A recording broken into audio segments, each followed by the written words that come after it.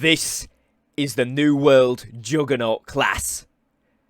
This class is a heavy hitter class designed to be a DPS and tank hybrid with a shattering amount of damage and a very good amount of health to stay alive in those PvP environments, hence why I'm calling it the PvP Powerhouse. Hello everybody and welcome back to the channel. My name is Invin and today I'm going to be talking to you guys about my Juggernaut class. Now this class is specifically designed for war style PvP or large scale PvP, so it's also very good in Outpost Rush, and this class is going to be using the Great Axe and the Warhammer with a full heavy armor set. Now I'm going to jump into this and break down the armor that I'm using, break down the weapons and what abilities you should be using on those, as well as which passives are good, and then the playstyle of this weapon, how it can be most effective and how it can synergize with the rest of your team in a war to make it be as effective as possible. Now, I am a little bit nervous to make this video because if a lot of my enemies on the server actually do watch this, I'm going to be pretty annoyed because this is going to be a very, very good build for any Melee DPS Bruiser hybrid class that wants to go into those wars with a decent amount of health and still be able to hit very, very staggering amounts of damage. And staggering is the right word because with this Warhammer build, you are literally flattening enemy tanks. So this is a very, very good build. I'm going to share it with you guys, and as you can see from the gameplay in the background, it does a lot of AoE, a lot of stun damage, and gives you some great control on these points and objectives throughout the war environment. Now, as I said at the beginning, it's also really good for Outpost Rush. Small scale PvP, it can be good as well, but obviously for PvE, it doesn't shine through quite as much. It still does have a lot of CC, so if you want to take one of these classes into a dungeon to kind of be an off tank, it can work really, really well as a Bruiser style class there, debuffing the enemies, making sure they're reducing their damage, flattening enemy bosses, for example, and it does help you to take out those kind of main boss type mobs in there a little bit easier. But generally, as I said, this is focused on PvP. So jumping straight into it here then, as you guys can see at the time of recording this segment of the video, I was level 55, but you guys can see that I've got pretty much the faction gear equipped. It's all heavy gear all across the mark there, and essentially with this you want to be having full heavy gear. There's no point having 4 medium and 1 heavy just tipping you into the category. If you're in heavy, go all the way into heavy. You can have up to 50 kg, so just get as many heavy items on as you possibly can. All of these are going to increase your defense by a ton. It's the resistances. If you look under the chest plate here, you can see on screen it says it's got a gear score of 490, and this is the Lumen gear, so the tier 4 faction gear. Obviously Lumen if you're Covenant, and the relative one for both Syndicate and Marauders as well, but it's the tier 4 stuff, and this is 493.3 on both elemental and physical resistances, which is a huge bonus, and it's across the board. You get big bonuses on all of this heavy gear compared to everything else, so make sure you always go full heavy gear when you are in that heavy category specifically. Now, you can throw on a shield as well if you would like to. It can help with certain things like reducing crit damage, particularly if it's got a good perk on it. But the actual attributes don't count towards your stats unless you are equipping it with a sword and shield. So the attributes are kind of pointless. But if you want it for aesthetic, if nothing else, you might as well throw it on because you're already in that heavy category. So if you've got a cool one, why not throw that on as well? As for the weapons, I am using a Great Axe and a Warhammer like I mentioned at the start of the video here. Now, this is a really good hammer. This, again, is from the 4th tier of the faction vendor, and it gives a 470 gear score weapon with plus 22 strength, which is really, really nice. And then I managed to pick up a Great Axe along the way, which is perfect for this build, which is 7 strength and 15 con. So it makes this build really, really both health heavy, staying alive, resistance based, and dealing out a big amount of damage. Now you'll notice they're just purely on the weapons. This Great Axe deals 979 damage, and the Warhammer is up to 992 on the damage, so it's going to do a huge amount, especially when you're going for those heavy hits, which is going to be what's really good on the point in wars, getting yourselves involved and managing to hit those tanks down, get rid of their shield, and really go ham. Now, a lot of you guys and a lot of questions I've had when using this in the realm of my server, people saying, yeah, but if you go in tank style, where's the sword and shield? Well, the Warhammer actually has the same block efficacy as a sword and shield. In other words, it blocks the exact same amount of damage before you become staggered or lose your shield block or energy for blocking as the sword and the shield. So although the sword and the shield has more protective abilities, such as the radius that decreases the attack dealt to all other allies in that radius, this one doesn't have that, but you have got massive CC potential with this weapon, and it does work really, really well for blocking as well. So it's kind of a win-win with that one. Obviously, as a grand picture in the wars, the grand strategy, you're still going to want 4 or 5 tanks using that sword and shield for that block reduction of damage to everybody else. But all your other melee DPS, this is what you want to be running. Now, moving into the stats. Here, we've got the attributes here. So, obviously, as you guys can see, at level 55, it was 205 strength to 161 constitution. If we just go out of this menu here, it is actually 9,120 health as pretty strong Bruiser build, so it does a lot of damage. You can see there 979 and 992 on those. You can also flex in weapons when you are maybe doing some solo questing or some PvE content, like the hatchet with this build, and it scales really, really well and can get you very, very far advanced, which is lovely. Now, looking at the attribute perks you've obviously got the 5% melee damage with light attacks, you've got plus 10% damage with heavy attacks, you've got plus 50 stamina damage from melee weapons, light and heavy attacks, and of course on that 200 bracket there, you've got plus 10% damage on stunned, slowed or rooted enemies. So this build really comes into its own when you get to that 200 strength mark for that perk specifically, because when you're using their Warhammer, you're slamming them down, you're hitting them onto the floor, you're stunning them, you're rooting them, then you've got the great attacks with gravity well on, and you're able to get a lot more damage on those players. So that's a really, really good perk. One thing to mention as well, when you do level up even further, you get stamina regen is faster while performing light and heavy attacks with a melee weapon. Very nice, means you can dodge around a lot more. This works obviously really well with blocking as well.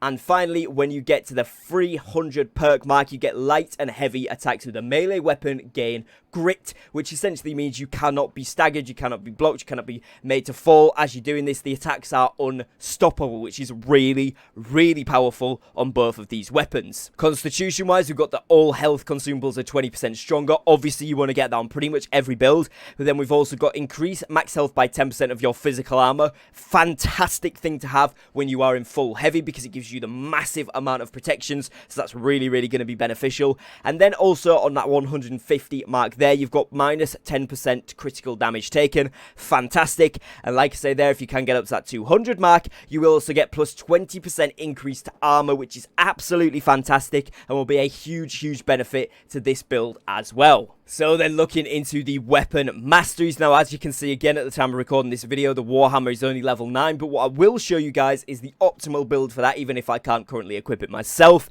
And I will show you guys the Great Axe build that I've been rocking, which is absolutely fantastic. So, to make it a Juggernaut build, you need CC, you need block potential, you need heavy health, and this is where this class comes really into its own. So, as you guys can see, in the Reaper tree, we're grabbing the abilities Reap, Charge, and then from the Mauler tree, the ability Gravity Well. Now, these three are going to be for wars specifically, but they also work really well in the PvE environment and small-scale PvP as well. So generally on the Great Axe, these are just three very, very good abilities. In terms of passives and upgrades, on the upgrade side of things, you want to get Frenzied Momentum from the Charge, you want to get the Collector from Reap, Hunger from Reap, and Fatal Attraction from Reap.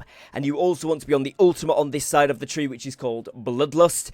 And then in the Gravity Well side of things, the upgrades you want to get are both of them, which is Crowded Well and Unyielding. Now, you want to get the passives on the Mauler side, which is the same side as the Gravity Well, Heavy Pull, and Enduring Strike, and you also want to then get Crowded Protection. This is really, really good in wars specifically because it means that you gain 10% damage absorption when 3 or more foes are within 4 meters of you. So when you get on that point, you pull out your Great Axe through a Gravity Well, you're going to take a lot less damage, again, on top of everything else that you've got. Really, really helpful.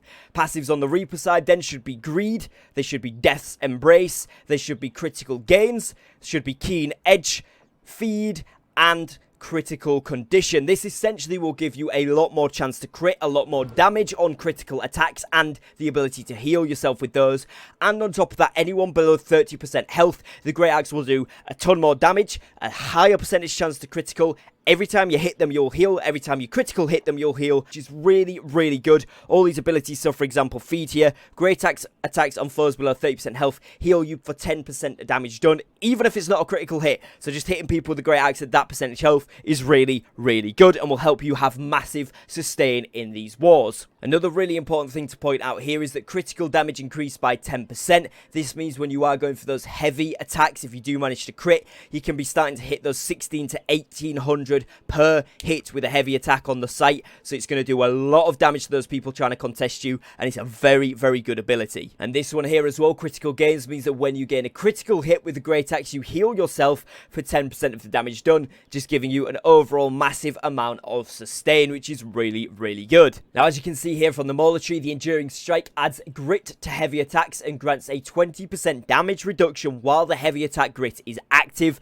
So essentially, grit is added stagger resistance that stops attacks from being interrupted by reactions, and essentially that means that you can always do a heavy attack with your great axe on the point, break those shields from the enemy tanks, knock them onto the floor with your hammer when you then switch that, keeping them down all the time, allowing your ranged DPS to do a massive amount of damage here. Now, when we go into the Warhammer, you guys will see that I've got the 3 abilities that I needed for the war when I've just started using this, trying this out when I was filming this video. And these abilities are Clear Out, they are Shockwave, and Wrecking Ball. These are really, really good. Wrecking Ball will allow you to hit someone into the ground, which again, if they're tanking, means that they can't put the damage reduction up, they can't block attacks, they're on the floor and are vulnerable to attacks from all members of the group.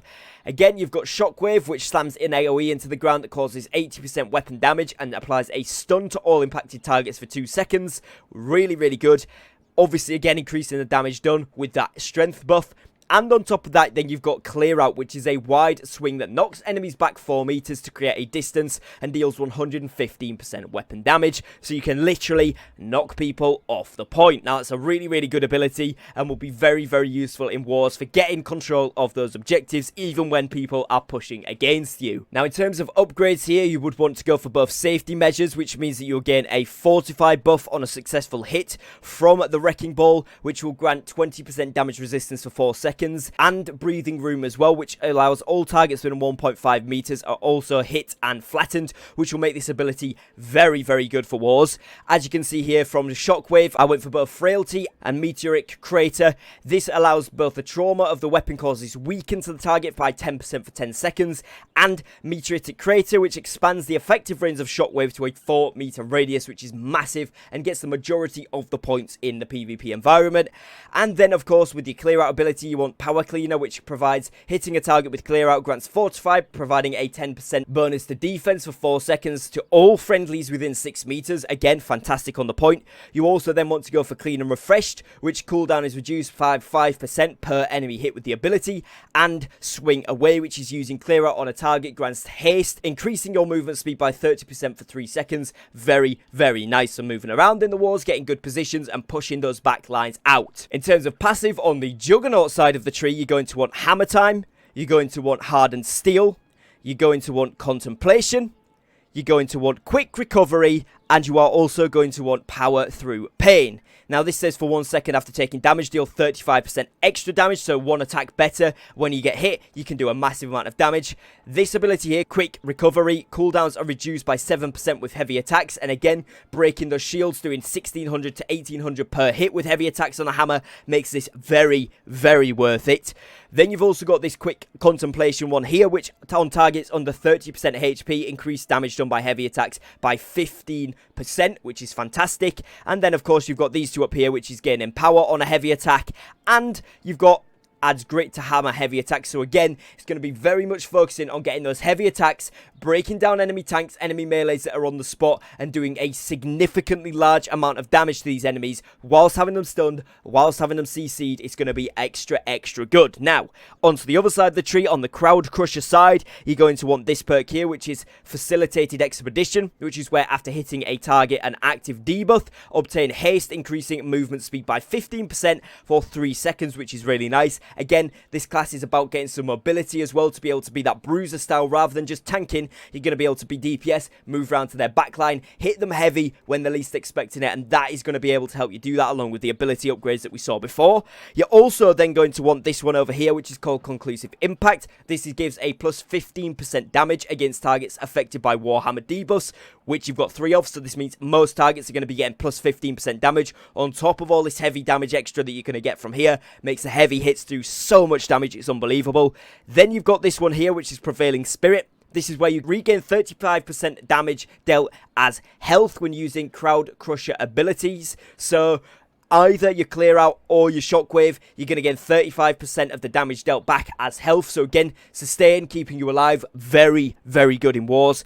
Finally, you're going to want to top up here with this ability, which is Resurgence, which is after 2 light attacks with the Warhammer. Debuff durations on a player are reduced by 25%, can only trigger once every 5 seconds. Now, the player with this is to use heavy attacks and just use your light attacks when you need to remove those debuffs. As it says there, once every 5 seconds, you can get rid of those debuffs a little bit easier there, or reduce the duration of them at least, so you can get out of them. The rest of the time, you want to be heavy attacking and using your CC abilities. In terms of the ultimate ability you want to use here, it's going to be on the Crowd Crusher side, and it is going to actually be Aftershock, which is wherever a target is affected by a crowd control effect, they are slowed by 20% for 4 seconds. Now, this is twofold good. Obviously, it allows the enemies to stop rotating from the point. When they're on the point, you kind of group them up, gravity well them, stun them, hit them with all of this stuff that we've been talking about throughout the video, and they're then going to be unable to rotate, which is another thing on top of that.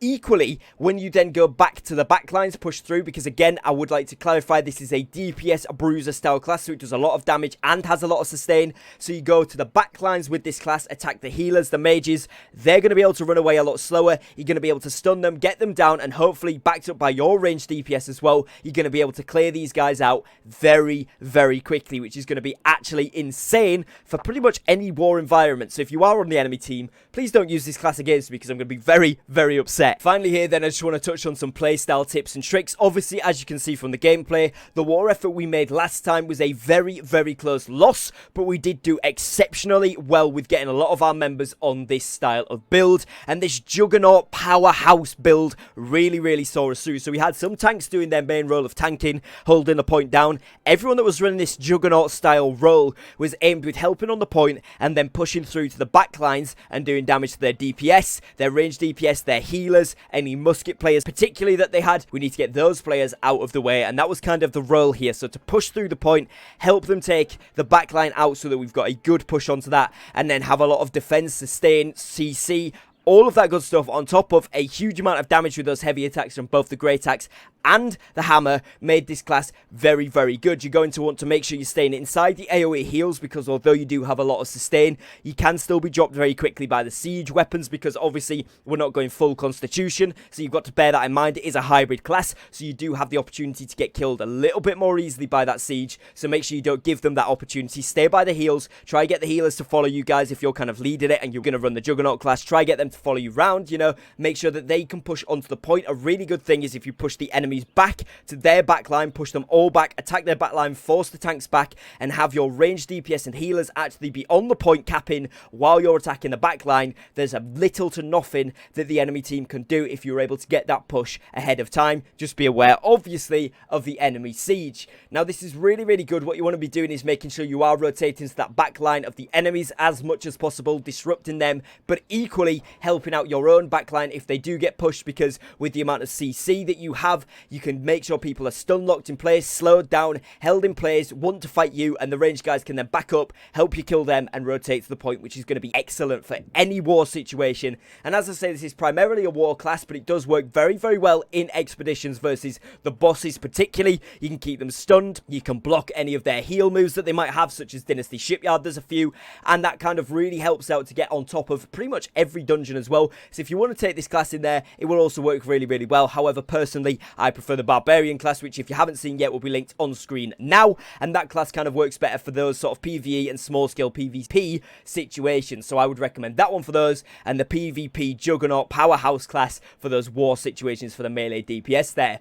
So hopefully you guys have enjoyed today's video, found it useful. Try it out in the wars and let me know what you think. You will not be disappointed by this one. It is an absolute smasher of a class. One final thing before we do the outro to this video is the gems on this class. You want to be using Malachite or Malachite, however that's pronounced, gems, as these will actually increase your damage done to stunned, slowed or rooted targets by a certain percentage based upon the tier of the gem. Obviously, getting those higher tier ones is preferable, and you also want to have this on your ranged DPS that are in the war with players using this build, because it's going to do so much damage and you're going to be able to shred through the enemy team very, very easily. So make sure you utilize those Malachite gems and get on top of those, particularly on the Warhammer and the Great Axe users. It's going to be very, very good. In terms of armor gems, it's kind of up to you. I like to go for the slash resistance ones, physical resistance in general, elemental resistance, anything like that that gives you that extra bit of tankiness is always really, really good. So hopefully you guys have enjoyed today's video. If you have, be sure to leave a like on it down below, as it really, really does help me and the channel out.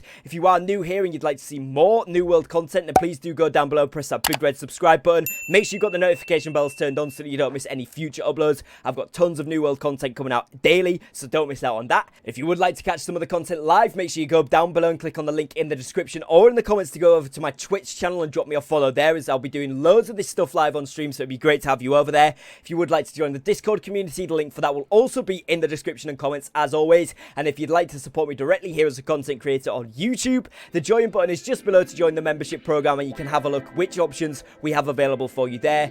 Other than that, guys, as always, thank you very much for watching. Take care and peace.